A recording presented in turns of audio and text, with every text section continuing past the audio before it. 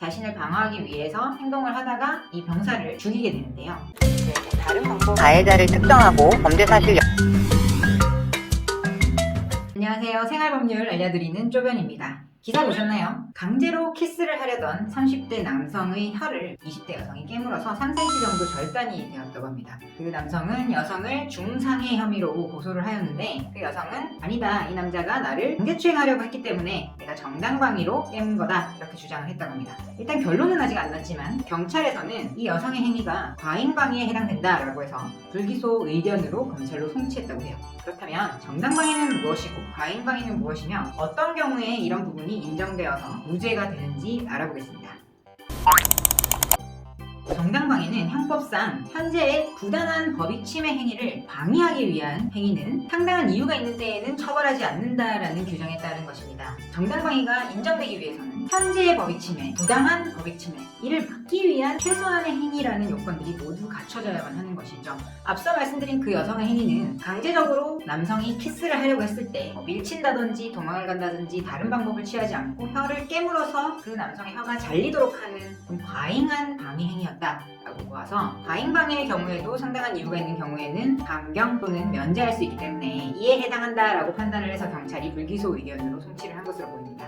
우리나라의 정당방위 인정 범위는 굉장히 좁은 것으로 잘 알려져 있는데요. 대표적인 사례가 두 가지가 있습니다. 하나의 사례는 집에 들어와 보니 도둑이 물건을 막 훔치고 있었어요. 그때 집주인이 그 도둑이 훔치는 행위를 못하게 먼저 막아섰고 그 도둑이 도망치려고 하자 그 도둑을 잡아서 빨래 건조대로 마구 때렸다고 합니다. 그 사건에서 그 도둑이 뇌사 상태에 빠졌고 사망하게 되었는데 이 경우에는 정당방위가 인정되지 않았어요.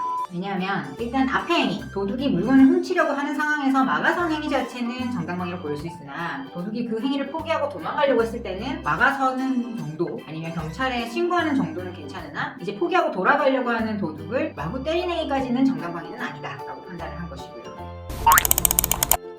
정당방위가 인정된 케이스로 유명한 것은 공릉동 살인사건이 있습니다. 예비 부부가 같이 잠을 자고 있었는데 어떤 술에 취한 병사가 갑자기 집에 흉기를 들고 침입해서 예비 신부를 먼저 죽입니다. 그때 예비 신랑이 그걸 발견을 하고 엎치락뒤치락 하다가 예비 신랑이 자신을 방어하기 위해서 행동을 하다가 이 병사를 죽이게 되는데요. 이 경우에는 정당방위가 인정이 됐습니다. 왜냐하면 이미 한 명이 죽어있는 상태였고 그 사람으로 인해서 내가 죽을 수도 있는 상황에서 흉기를 뺏었음에도 불구하고 그 만취한 병사가 계속 위협적인 행위를 멈추지 않았기 때문에 죽일 수밖에 없었다라는 점이 인정이 됐다고 하는데요. 이렇게 아주 특별한 경우에만 정당방위가 인정된다고 보시면 됩니다. 특히 가장 많이 문제되는 경우가 쌍방폭행의 경우인데요. 이렇게 서로 싸우는 상황이라면 정당방위가 거의 인정이 될 여지가 없다라고 해석하시면 될 것 같아요. 물론 억울하죠. 엄청나게 많이 맞은 케이스도 있고 뭐 조금만 반격한 경우도 쌍방폭행으로 인정되는 경우가 많기 때문에 억울하긴 한데 가장 좋은 방법은 여러분 도망치는 겁니다. 그 상황을 모면하시는 게 가장 유리한 방법이에요. 그 상황에서 도망칠 수 없을 때 가장 최소한으로만 행동해라 라고 하는 게 정당방위의 법리고요. 경찰청에서 인정하는 정당방위에 해당이 되려면 다음과 같은 요건을 모두 충족하셔야 됩니다.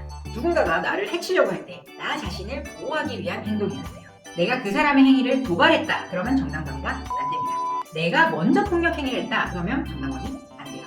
상대방의 폭력 행위보다 나의 방어 행위가 더 커서는 안 됩니다. 상대방의 폭력을 막기 위해서 아주 최소한의 폭력을 행사해야 됩니다. 상대방이 폭력을 멈췄다, 그러면 나도 멈춰야 돼요. 상대방이 폭력을 멈춘 다음에 행사하는 폭력은 보복행위라고 보아서 정당방위로 인정되지 못합니다. 상대방의 피해 정도가 나의 피해 정도보다는 적어야 됩니다. 물론 이거는 약간 예외가 있을 수는 있어요. 아까 공릉동 살인사건처럼. 그렇습니다. 이 많은 요건들을 하나도 빠짐없이 모두 충족하셔야 당신은 정당방위를 행사한 거기 때문에 처벌을 받지 않아요, 무죄입니다 라는 결정을 받으실 수 있어요. 정말 어려운 요건들이죠. 제가 다시 한번 추천드리지만 피할 수 있으면 최대한 피하십시오. 피할 수 없는 상황에서는 최소한의 방어만 하셔야 정당방위로 보호받을 수 있습니다. 오늘은 혀 깨문 사건 사례를 통해서 정당방위와 과잉방위에 대해서 알아봤는데요. 앞으로도 생활에 도움되는 법률 꾸준히 업데이트할 테니 많은 시청 부탁드리겠습니다. 감사합니다.